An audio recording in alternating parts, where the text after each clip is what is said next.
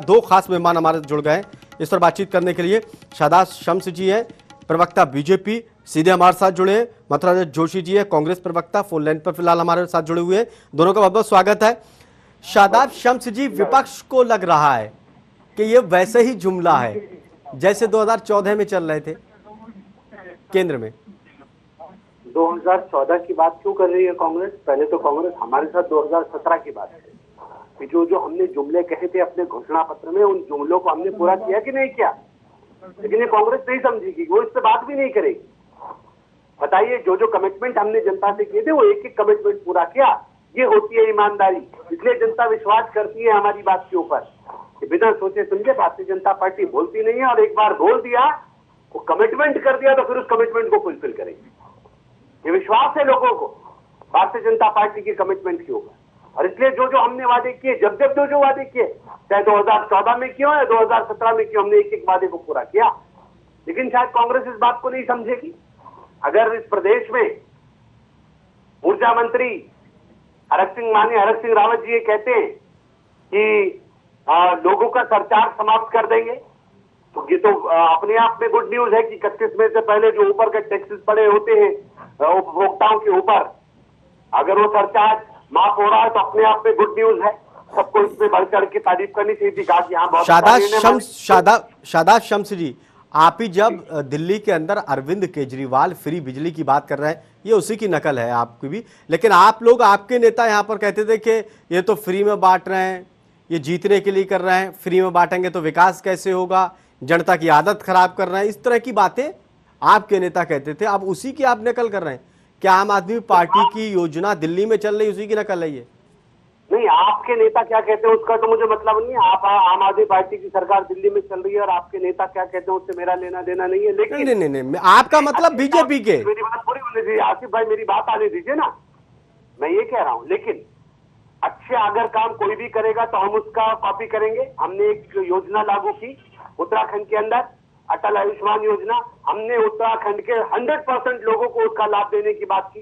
एक भी व्यक्ति किसी धर्म, किसी जाति, किसी क्षेत्र का होगा, उसका कोई आधार नहीं, सिर्फ वो उत्तराखंडी होना चाहिए, हम उसे अटल आयुष्मान योजना का लाभ देंगे।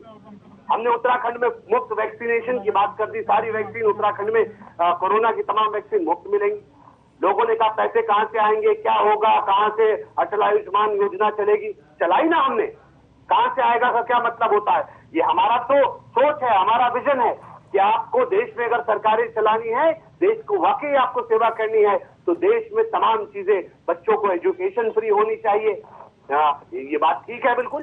गरीब आदमियों को बिल्कुल बिजली फ्री होनी चाहिए। तो गरीब आदमी को बेचारे को मिल क्या रहा है?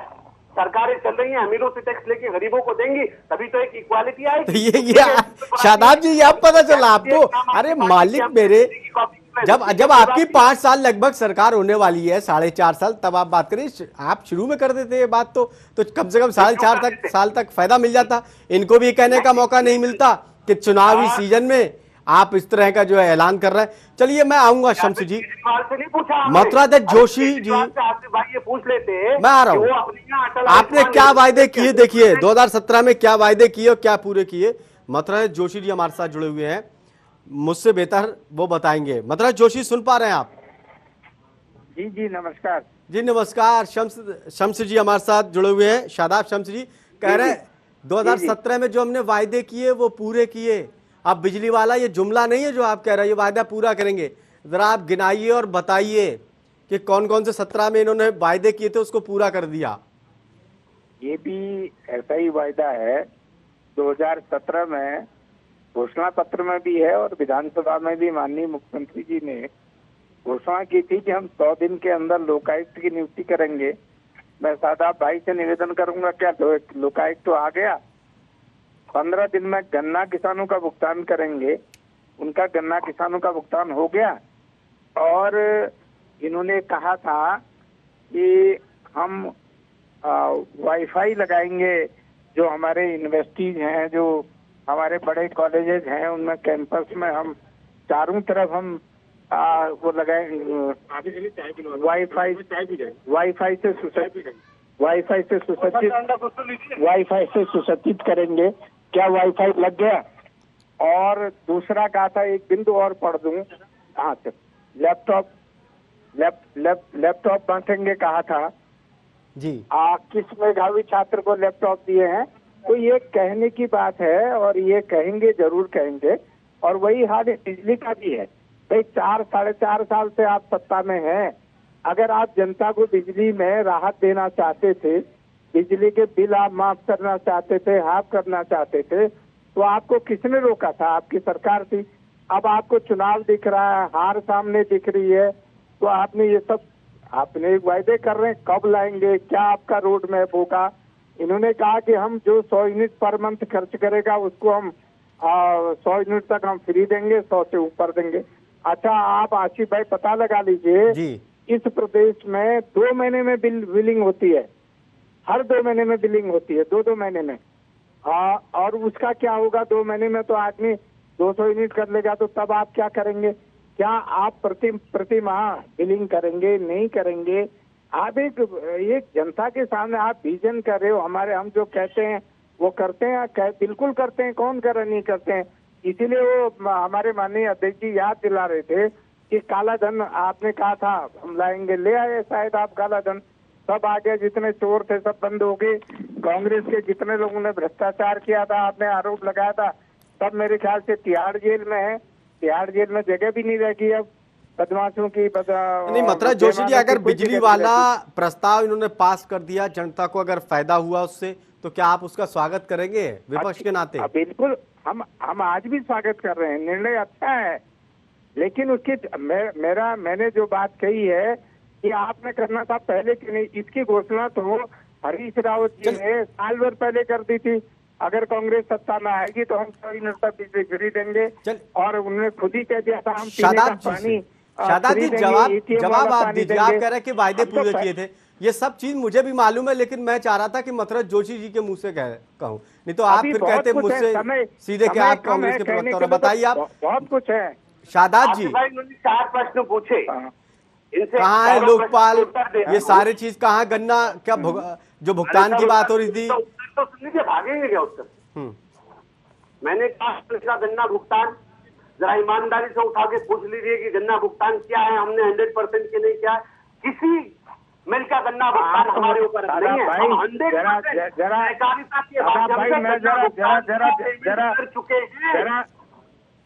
आसिफ भाई मैं जरा बोल लूं, जरा 1 मिनट। मंत्री सुन लीजिए ना सर, पहले हमारी सुन लीजिए, पहले इतना जवाब ले लेते हैं, मैं फिर आऊंगा। नहीं, मैं सुनना, मैं मतलब जोशी जी मैं आऊंगा अभी, फिर आपका आप जवाब दीजिए। नहीं, इन्होंने गन्ना किसानों की बात कही है। शादाब भाई थोड़ा सा झूठ भी उतना बोलते हैं जो बात क्या बताइए ना। सहकारिता के माध्यम से किस जगह का पेमेंट बैलेंस है बताइए। अरे मैं बता, अरे सुन तो, अब आप सुनेंगे, अब आप सुनेंगे नहीं, सहकारिता को सुनेंगे नहीं। कहाँ सहकारिता के माध्यम से कहाँ भुगतान हुआ बताओ ना। अब आप सुनेंगे नहीं तो क्या फायदा होगा इसका, बताइए। देखिए आसिफ भाई, ये सुनना नहीं चाहते, झूठ बोलेंगे, जोर से बोलेंगे, धमकाने का प्रयास करेंगे। आप बताइए, इकबालपुर का 175 करोड़ से भी ज्यादा का भुगतान बचा हुआ इकबालपुर। अरे मैं चीनी मिल बता रहा हूँ आपको, नाम देकर कह रहा हूँ। तब आप कहो ना कि ये बात कहने की नहीं होती। आपने कह दिया सब मान लेंगे। मैं चीनी मिल के हिसाब से बता दूंगा कहाँ कितना किसानों। अरे सर मैं कह रहा हूँ, अभी ऑनलाइन पूछ रहा हूँ मैं, लगवाइए जरा फोन। हमारे पास से हम सहकारिता विभाग को, सहकारी बैंक को पेमेंट कर चुके हैं। हमारी सरकार की तरफ से झूठ बोल रहे हैं, आपकी सरकार झूठ बोल रही है, आपके मंत्री झूठ बोल रहे हैं। मैं कह रहा हूँ आपने नहीं किया है भुगतान, नहीं किया है भुगतान। मैं फिर दोहरा रहा हूँ, आप भी झूठ बोल रहे हैं, आपके मंत्री भी झूठ बोल रहे हैं। आप शादाब जी, लेकिन क्या किसानों तक गन्ने का पैसा पहुंच गया? शादाब जी, क्या किसानों तक गन्ने का पैसा पहुंच गया? आपकी किसानों से बात हुई, किसानों तक गन्ने का पैसा पहुंच गया क्या? इसी विषय को लेकर हमने सहकारिता के माध्यम से दे दिया, कहाँ पहुँचा है? खरीदार नहीं है। लोकपाल की नियुक्ति को लेकर क्या हुआ? चलिए आगे बढ़ते हैं। मथुरा जोशी जी, इसका सारा पता हम निकालेंगे। शादाब जी बताइए, लोकपाल की नियुक्ति को लेकर आपने वायदा जो किया था, आपके घोषणा पत्र में था, लोकपाल की नियुक्ति को लेकर आपने क्या करा? पहले एक प्रश्न का उत्तर मैं आपको क्लियर कर दूं। जो गन्ना मिल का जो प्रश्न था, हमारे यहाँ से पेमेंट जा चुका। हमारे ही एक विधायक झबरेड़ा, देशराज कर्णवाल इस बात के लिए धरने पे बैठे थे कि भाई इनका पेमेंट नहीं हुआ है, और तब ये बड़ा एक विषय उछला था। तब हम लोगों ने क्लियर किया था कि हमारी तरफ से पेमेंट जा चुका। कोऑपरेटिव सोसाइटी ने वहां से ये बताया था कि हमारे पास पेमेंट आ चुका है, हम धीरे धीरे करके कुछ नॉर्म्स होते हैं मिल के और कोऑपरेटिव सोसाइटी के बीच में जो कंडीशंस होती है उसके हिसाब से हम पेमेंट दे रहे हैं।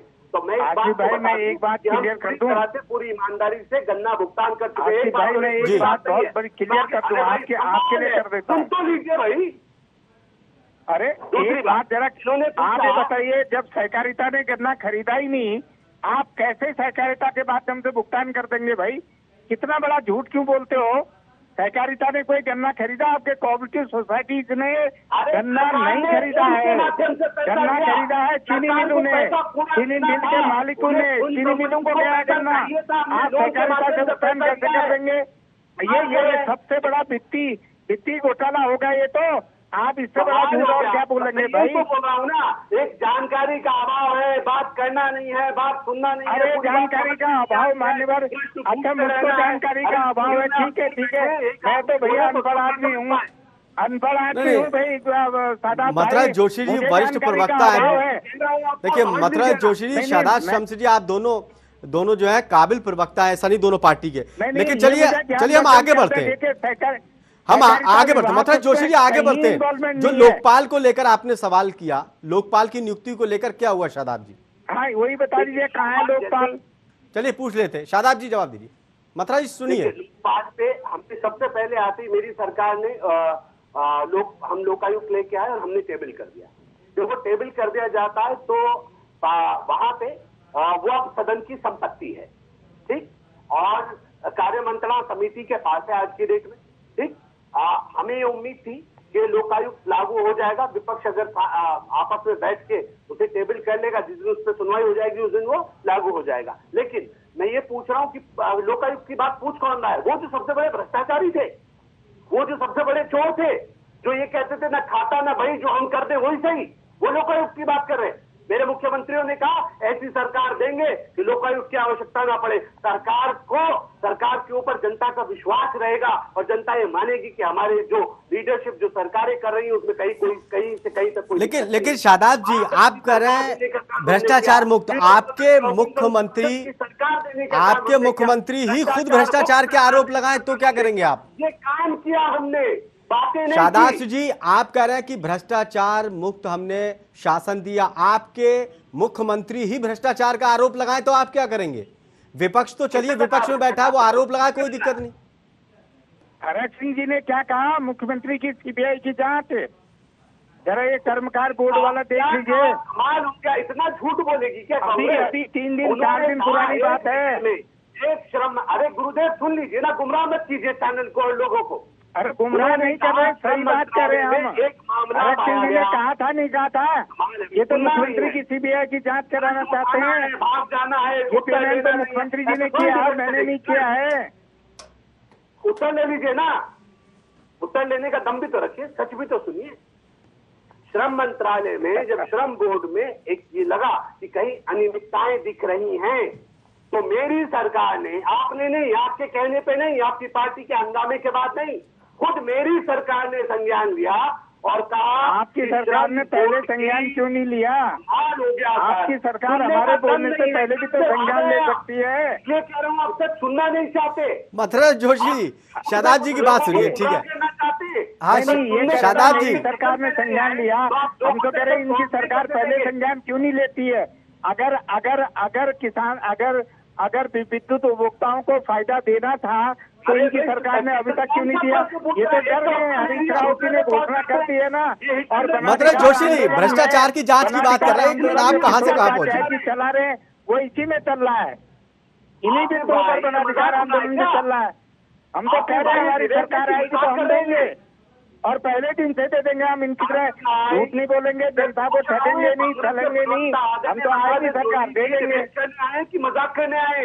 ये एक भी बात का पूरा उत्तर नहीं ले रहे, भाग रहे उत्तर से। चलिए शादाब जी चलिए हम बिजली फ्री की जो बात कर रहे हैं उसी पर आ जाते हैं, इधर भागने से कोई फायदा नहीं है, मुद्दे पर आते हैं। शादाब जी अगर आप शादाब जी, मैं उसी पे आ रहा हूँ, मैं मुद्दे पे आ रहा हूँ, करने का तरीका नहीं है। मैं मुद्दे पे आ रहा हूँ, इधर उधर की बात नहीं करेंगे हम लोग। आप ये बताइए, अगर 4.5 साल पहले शादाब जी, अगर 4.5 साल पहले आप बिजली को फ्री इतना कर देते तो अब तक उत्तराखंड की जनता को बड़ा फायदा हो जाता। सर 3 प्रश्न पूछे, पहले उनका उत्तर दे दूं, उसके बाद इसका उत्तर दूंगा। चलिए ठीक है, उत्तर मैंने दीजिए। कहा, इन्होंने दूसरा जो बात कही थी, मैंने इनसे बड़े विनम्रता से कहा कि आप एक तो झूठ बोलना बंद कर दीजिए, झूठ की राजनीति नहीं चलेगी। इन्होंने एक प्रश्न और उठाया कि जो बाहर पैसा गया था, काला धन आएगा। मेहुल चौकसी और नीरव मोदी की संपत्ति जब्त करा के पैसा वसूल करके अभी बैंकों में जमा नहीं हुआ क्या? शादाब जी, आपको पता है 2019 और 20 में सबसे ज्यादा काला धन गया है, एक रिपोर्ट आई है, ये आपको मालूम होगा। कौन लेके गया? 2019 इनकी भी नहीं है। 2019 और 20 में सबसे ज्यादा काला धन जमा हुआ है, छोड़ेंगे नहीं किसी भी चोर को। 20,000 करोड़ से ज्यादा। शादाब जी, तो संपत्ति जब्त करेंगे। 2019 और 20 13 साल का रिकॉर्ड टूट गया। वसूल करके शादाब जी, 13 साल का रिकॉर्ड टूट गया। 20,000 करोड़ से ज्यादा काला धन जमा हुआ है 2019 और 20, 2019 और 20 में। सर कांग्रेस से पूछिए, ये बताएंगे काला धन इन्हीं के पास है। देश के प्रधानमंत्री तो अरे ये बैंक ने जो रिपोर्ट जारी की उसमें हुआ है, आया है 20,000 करोड़ से ज्यादा। इसकी भी डेप्थ में चले जाएंगे आगे, सुनिए ना। तो इसीलिए मैं कह रहा हूं, मुद्दे पे सिर्फ फ्री बिजली पे बात कर लेते हैं। कहां कहां क्या क्या आया। लेकिन मैं जो 3 प्रश्न इन्होंने पूछे, मैं इसके लिए सिर्फ इतना ही कह रहा हूं कि हमारी सरकार एक पारदर्शी सरकार है, और जिस तरह से श्रम मंत्रालय के ऊपर इन्होंने, हमारी सरकार ने सवाल उठाया, और हिंदुस्तान की नहीं, हिंदुस्तान की सबसे सर्वश्रेष्ठ एजेंसी है कैट, उससे हमने उसकी जांच कराई।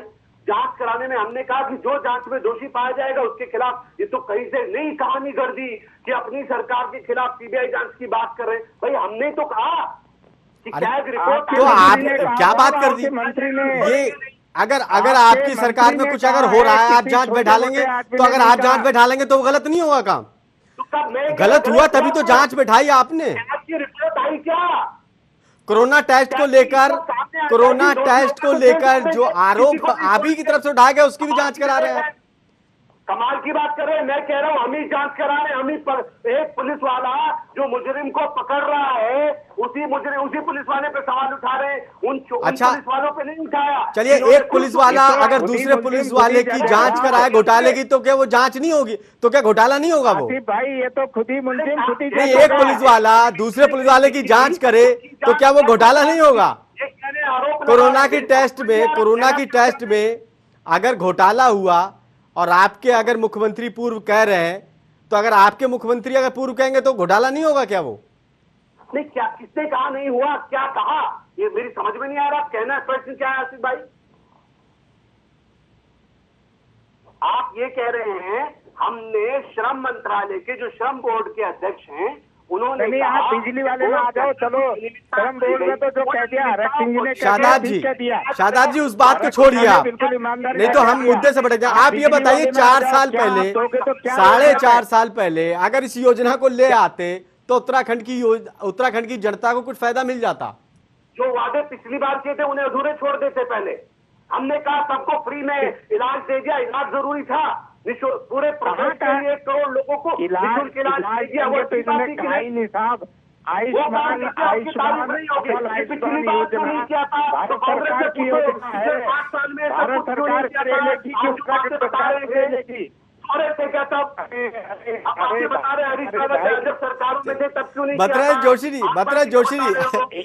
जोशी, अगर जनता को, आपको ये लग रहा है जनता को सहूलियत मिल जाएगी अगर थोड़ी, भले चाहे इन्होंने बाद में कर रहे हैं अच्छा काम, लेकिन अच्छा काम है तो उसका स्वागत कर लीजिए। आसिफ भाई एक सवाल पूछ लें, आयुष्मान अटल आयुष्मान योजना की ये बात कर रहे हैं, बता दें कितना बजट है इनकी सरकार का, कितना रुपया खर्च कर रहे हैं? ये तो भारत सरकार की योजना है। चलिए, मथुरा जोशी जी, शादाब शमशी, दोनों को माफी के साथ रोक रहा हूं मैं, वक्त की कमी है। इस चर्चा को फिर आगे बढ़ाएंगे किसी और दिन। बहुत बहुत शुक्रिया दोनों मेहमानों का हमसे बातचीत करने के लिए। ताज़ा तरीन खबरों के लिए देखते रहिए TV 100। नमस्कार।